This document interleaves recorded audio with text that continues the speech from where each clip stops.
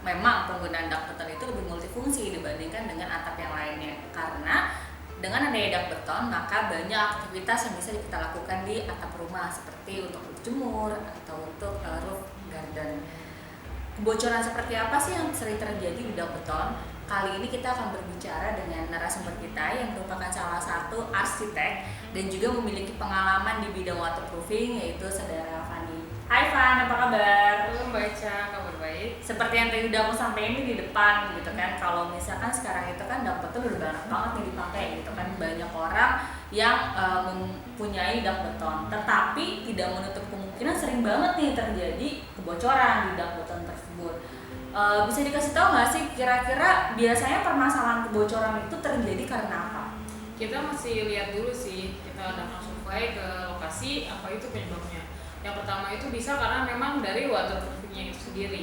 Jadi kan banyak juga tuh berada di pasaran waterproofing yang kurang heavy duty, nggak memiliki elongasi atau tidak dipakai pada tempatnya. Misal harusnya dia cuma bisa dipakai di indoor, dipaksakan pakai outdoor. Atau yang kedua memang gagal di struktur gitu. Yaitu tadi disebutkan struktur betonnya nggak kuat, terjadi pergerakan struktur lalu menyebabkan waterproofingnya itu sobek. Oke. Sebelum kita ngomongin waterproofing nih, kita balik lagi nih, sebenarnya yang paling bagus atau yang paling baik aplikasian dak beton yang baik itu seperti apa sih? Yang pertama itu kita harus lihat dulu dari segi kemiringan dulu ya. Pada saat beton itu dicor, dia harus dibuat paling minimal sekitar 1 derajat buat ke arah buat dia buangan air. Itu yang pertama itu harus dilakukan. Yang kedua itu struktur beton itu juga harus finish wall. Jadi dia kuat. Apa itu?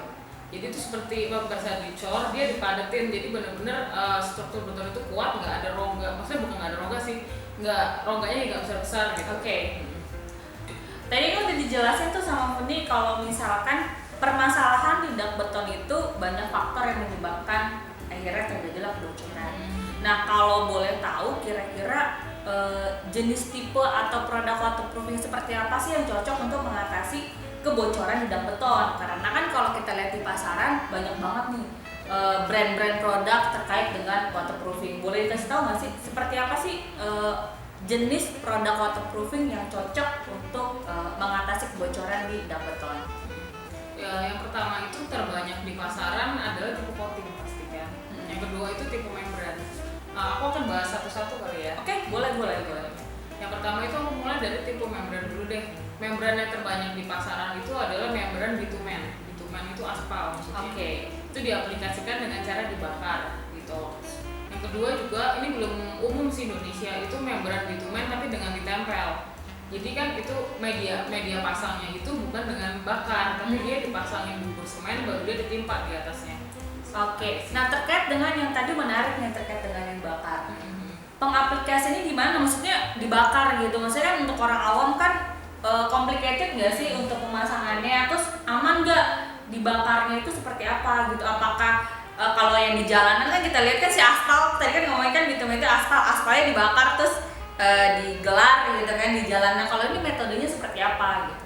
Itu memang nggak bisa dilakukan oleh tenaga yang nggak khusus oleh waterproofing sih, memang harus dilakukan oleh seorang profesional. Oke.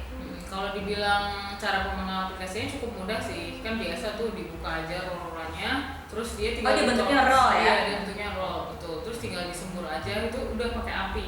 Sumbernya dari gas sih. Gitu. Oh, jadi dia cuman bentuknya rollan. Nah, rollan kayak karpet maksudnya ya? Iya, rollan kayak karpet, terus di bagian bawahnya itu tinggal kita bakar, terus jadi tempel. Udah. Oke. Yang Menarik kedua, ya?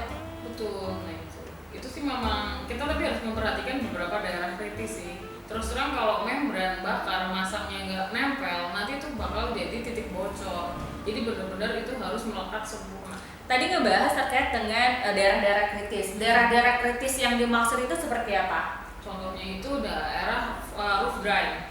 Itu tetap harus kita lapisi dulu. Nggak bisa kita masang membrannya itu cuma di bagian dak beton, tapi tetap harus masuk ke dalam lubang.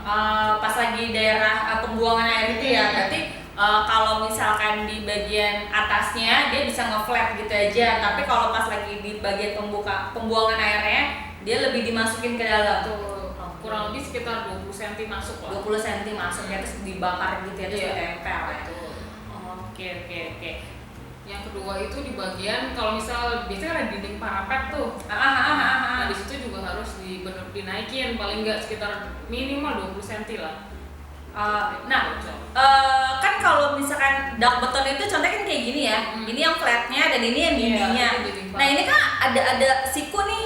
Nah, itu siku itu gimana tuh? Apakah nggak masalah ketika dia dibakar kan nggak mungkin bisa langsung nempel atau ada teknik khusus nggak sih untuk dia lebih aman gitu, lebih bagus? Membran itu syaratnya tidak boleh siku itu benar tidak boleh patah. Jadi kita harus bilang kalau orang konstruksi bilangnya chamfer atau pinggulan. Nah, itu dari adukan semen aja sih. Jadi dia cuma dibuat lengkung aja sebenarnya. Oh, jadi dia dibikin lengkung buat dudukan ya? Dibikin buat dudukannya gitu.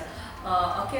Karena nggak mungkin dia nggak bisa ditekuk patah sih, tetap harus ada bantalnya. Oke, harus ada bantalnya gitu kan. Oke. Selanjutnya itu tipe coating ya, tadi kita udah bahas ya.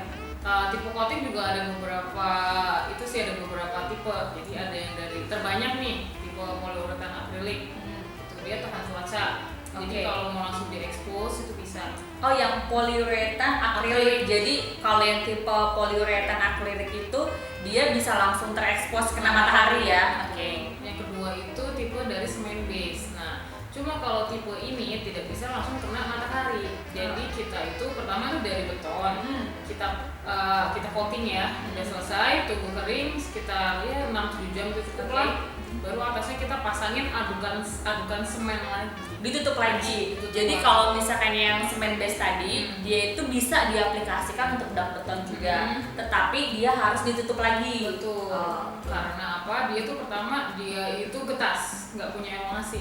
Jadi kalau seandainya terlalu banyak traffic manusia di atas, itu udah pasti dia akan pecah. Jadi fungsinya skirt tuh melindungi. Gitu. Yang kedua itu dia nggak punya kayak mau susutnya tuh nggak ada sama sekali. Jadi benar-benar dia tuh harus ada lapisan penutup. Yang paling ideal ya skirt lah, at least 5 cm itu udah cukup lah. Balik lagi nih yang menarik kan, otomatis kan kalau di atas kita untuk efisiensi cost kita nggak boleh ngeredor. Kalau balik lagi tadi ke yang coating, tipe coating yang poliuretan akrilik seperti apa yang harus kita pilih? Pasti kan di pasaran banyak gitu kan tipe-tipe itu gitu kan. Yang harus kita pilih itu seperti apa sih yang baik?